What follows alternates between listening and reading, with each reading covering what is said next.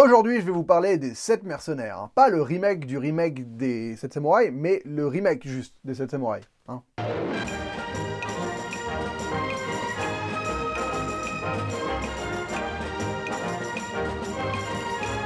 Bonjour à tous et bienvenue dans cette petite vidéo un peu particulière parce que je parle d'un film totalement aléatoire. J'avais envie de parler des 7 samouraïs. C'est un film que j'ai revu il n'y a pas si longtemps que ça. Et je trouvais intéressant de discuter un peu avec vous de ce film. Voilà. Pour ceux qui ne l'avaient pas vu, franchement, voyez-le. C'est un super western. Ça fait partie des westerns qui se regardent très facilement. C'est plutôt cool, très galvanisant. Il y a vraiment ce côté solidarité et aventure, mine de rien, qui vaut vraiment la peine. Alors l'histoire de cette mercenaire, pour ceux qui ne la connaîtraient pas, c'est quoi? Alors évidemment, c'est un remake des 7 samouraïs, hein, c'est officiel. Donc on est dans un petit village mexicain au sud de la frontière américaine. Et ce village se fait dépouiller par un espèce d'enfoiré Calvera, je crois, Calvera, qui vient chaque année, enfin on sait pas trop, mais qui vient et qui leur dépouille toute leur récolte. Et donc ces petits villageois, ils vont partir aux États-Unis, ils vont recruter des mercenaires pour défendre leur village. Ils vont donc se retrouver avec 7 mercenaires qui vont essayer de repousser Calvera et lui faire comprendre qu'il faut qu'il arrête d'embêter ce petit village. Voilà, donc on est dans une situation qui a été reprise dans beaucoup de films par la suite. Hein. Je pense notamment à Mille et une pattes. Mille et une pattes, c'est un remake des 7 samouraïs qui est d'une certaine manière un remake aussi des 7 samouraïs, des 7 mercenaires. Voilà, parce que c'est exactement la même histoire. Donc ceux qui n'ont pas vu les 7 samouraïs ni les 7 mercenaires, mais qui ont vu Mille et une pattes, vous connaissez l'histoire. C'est à peu près la même. Sauf qu'évidemment, c'est pas des gens du cirque dans les 7 mercenaires. C'est des cow-boys, quoi. Pour moi, ce qu'il y a à retenir dans ce film et ce qui est vraiment assez mémorable, c'est principalement la présentation des personnages. Franchement, en termes d'écriture et de mise en scène, c'est là où tu te dis, ouais, là, il y a vraiment un truc à retenir, parce qu'on a quand même plusieurs personnages à présenter. Évidemment, ceux qui sont à iconiser, c'est les 7 mercenaires, et toutes leurs apparitions sont juste, mais mémorables, quoi. C'est vraiment la meilleure partie du film, c'est clairement leur introduction. Je pense donc à l'introduction des 2 personnages principaux. Et c'est le moment où j'ai oublié le nom des persos. Ah, on se refait pas. Hein. Donc Chris et Vin, qui sont donc interprétés par Yul Brynner et par Steve McQueen. Et leur intro, elle est géniale. Ils acceptent un espèce de job que personne veut pour aller enterrer un Indien, alors que tout le monde dans la ville veut pas qu'il soit enterré. Et les mecs, ils ont ce côté hyper sur d'eux. Ils en imposent direct. Et d'ailleurs, ils impressionnent. Nous, en tant que spectateur, on est comme le personnage de Chico qui les observe et qui est halluciné, qui a envie de devenir un mec comme eux, quoi. Et c'est exactement l'arche de ce personnage de Chico. Donc voilà, ça fait partie de ces intros qui sont vraiment extraordinaires, parce que tout de suite, tu comprends pourquoi ces mecs-là, ils ont quelque chose de spécial. Après, je pense notamment à l'intro de Brett, je crois qu'il s'appelle. Britt. De Britt, voilà, qui est là et qui est capable de buter un mec avec un couteau plus rapidement que lui est capable de tirer avec son flingue. Et en plus, il y a ce perso un peu taciturne, qui a l'air d'avoir une espèce de désinvolture générale, et qui en fait, mais qui est beaucoup trop fort. Et donc ça fait partie de ces intros qui sont vraiment mais extraordinaires. Et pareil, l'intro du personnage qui est joué donc Gustavo Bernardo qui est joué par Charles Bronson. Pareil, son intro est vraiment génial parce qu'il est juste là à couper du bois, mais la manière dont on l'introduit, dont on parle de lui, c'est genre c'est toi qui as buté 800 mecs à cette bataille là. Ouais, c'est moi. Ouais. Ça fait tout de suite, tu t'imagines, putain, le sur badass, quoi. Et donc c'est une manière de réussir à introduire tout le monde qui est franchement mémorable. Et si vous êtes scénariste en herbe, inspirez-vous de ce film pour réussir à vraiment iconiser un perso dès son apparition, quoi. C'est très intéressant à observer comment ils ont réussi à faire. Autre bonne leçon de ce film, c'est justement de créer des persos qui sont remplis de failles, mais de pas nécessairement les exposer frontalement, même les évoquer clairement. Donc par exemple, je pense au personnage de Lee, voilà, de Lee, qui est genre un peu alcoolo, qui a une fêlure, qui fait des paniques nocturnes, enfin, il a tout un passé, il était en tôle, et là il est sorti pour aider les mecs et tout ça. Et ce perso, finalement, on va jamais vraiment clairement dire c'était quoi son bail, quoi. On va jamais vraiment le dire, mais juste on l'évoque, on le fait vivre avec ses traumatismes. Et ça, c'est vraiment une leçon qui est intéressante, parce que je trouve ça pas mal dans un film de laisser quand même la place au spectateur de se fantasmer certains aspects du truc, quoi. Parce qu'ils vont pas tout te faire de cette manière-là. Je veux dire, il y a des persos, ils ont clairement une problématique. On va pas raconter nécessairement leur passé, mais il y a beaucoup de choses qui sont verbalisées. Mais il y a pas mal de trucs qui sont justement pas trop évoqués. Et juste, c'est un peu à toi de t'imaginer un peu ce que tu veux avec les quelques éléments qu'on te délivre. Et ça, c'est quelque chose que je trouve très bien dosé dans ce film, en tout cas. Tous les films le font, hein, de laisser on va dire des trous pour que le spectateur le comble. Mais Les 7 mercenaires le fait vraiment de manière assez intelligente. Et surtout, par rapport aux films qu'on voit actuellement, je trouve qu'il en fait beaucoup plus que ce que d'autres films font. Et je trouve qu'actuellement, sur les films de grand public, que seraient par exemple les 7 mercenaires aujourd'hui, je pense notamment au remake, on a envie de tout donner au spectateur. On donne toutes les clés. Tout est expliqué, surexpliqué, souligné, marqué avec un beau stabilo. Et là, c'est pas vraiment le cas.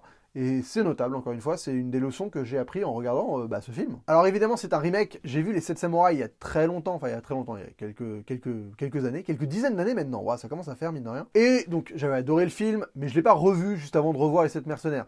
Donc, j'arriverai pas à vous faire une espèce d'explication sur ce qu'ils ont gardé, ce qu'ils n'ont pas gardé, tout ça.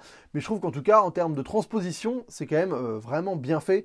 C'est-à-dire que le principe d'un samouraï, c'est pas vraiment le même que celui d'un mercenaire à la base. Enfin, je veux dire, il n'y a pas du tout cette espèce vraiment de code d'honneur intégré au samouraï et au fait que les mecs ce soient des ronins, tout ça. Enfin, tout ça n'est pas vraiment transposable au monde du western. Et pourtant, ils ont réussi à le faire, mais de manière pas du tout forcée.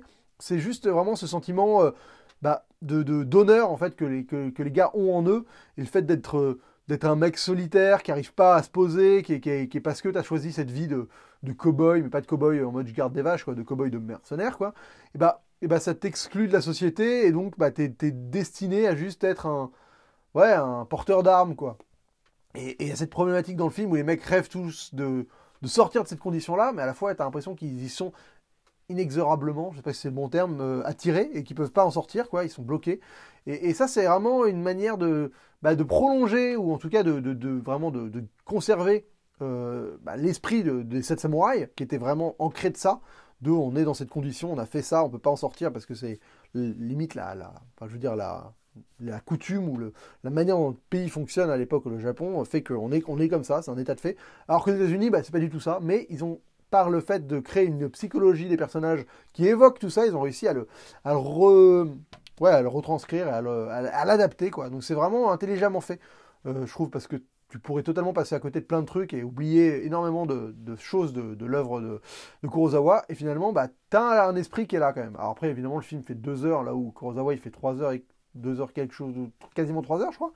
Donc c'est pas du tout pareil, enfin je veux dire, il y a beaucoup de différences, notamment dans les événements et tout ça, mais ils ont réussi à bien transposer l'idée et à une certaine forme d'esprit à ce monde-là du western, alors qu'on n'était pas vraiment dans le western avant quand même. Alors pour moi, les meilleures séquences de ce film, je pense que c'est celle de Brett. Alors il y en a deux, il y a son intro, je trouve que l'intro de Brett, elle est quand même vraiment grandiose. L'intro évidemment des deux personnages principaux aussi est pas mal du tout.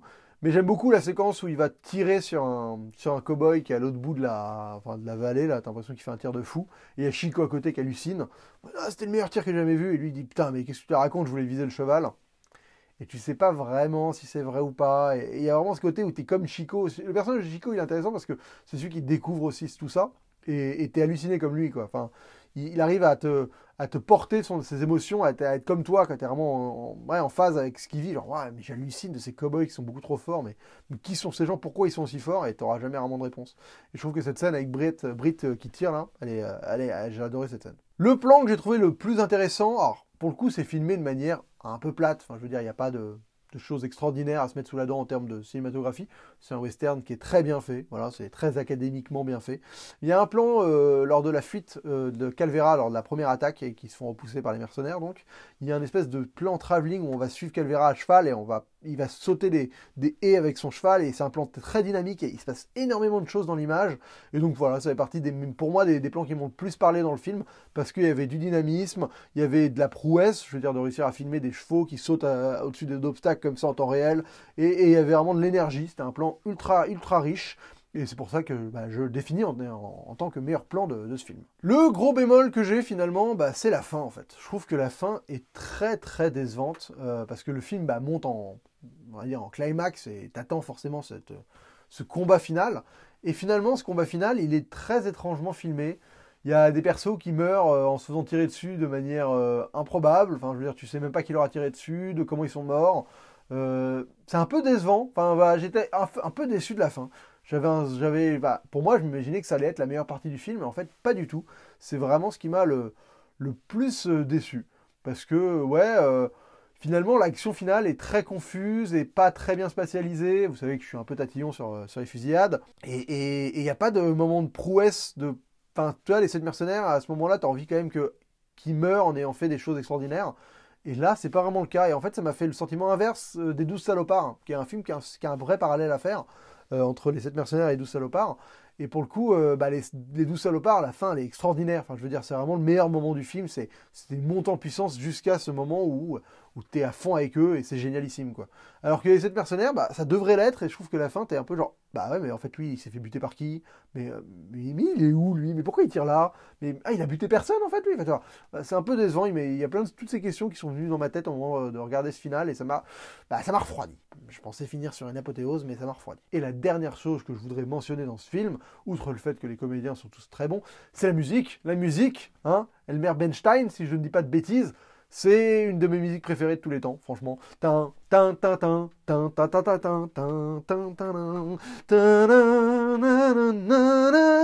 C'est l'aventure. Franchement, c'est l'aventure, mais incarnée dans une partition. Cette musique, elle est génialissime. Je l'aime de tout mon être. Je peux l'écouter en boucle. Chaque fois, j'ai envie de prendre mon balai et de me mettre à faire le cheval dessus. Non, mais voilà. Pour moi, c'est une BO, mais extraordinaire. Il y a beaucoup de variations, tout ça, mais ce thème principal, c'est un appel à l'aventure, mais le plus, pour moi, le plus parlant de l'histoire du cinéma, le plus évocateur. J'adore cette musique. Donc rien que pour ça, je trouve que tu commences le film, t'entends ça, je suis à fond. Voilà. Ça fait partie de ces westerns qu'on a vu, vous pouvez montrer aux enfants, 7-8 ans, qui va leur plaire, parce que c'est très manichéen, il y a vraiment les gentils et les méchants d'un côté, il y a ces personnages un peu ambigus, mais qui finalement font des choix qui sont les plus valeureux. Bref, ça vaut le coup de le faire découvrir. Voilà, écoutez, c'était ma petite vidéo sur les 7 mercenaires, hein. Il y en aura d'autres, des vidéos sur des trucs comme ça, un peu plus random. Ça m'a fait plaisir de vous en parler parce que, écoutez, il n'y a pas de film au ciné, donc autant regarder les films chez soi. Et ça faisait partie des DVD que j'avais toujours eu envie de rattraper. Et j'en profite pour vous en parler. Voilà, merci beaucoup d'avoir regardé cette petite vidéo jusqu'au bout. On se retrouve très vite pour une prochaine. Et d'ici là, bon confinement!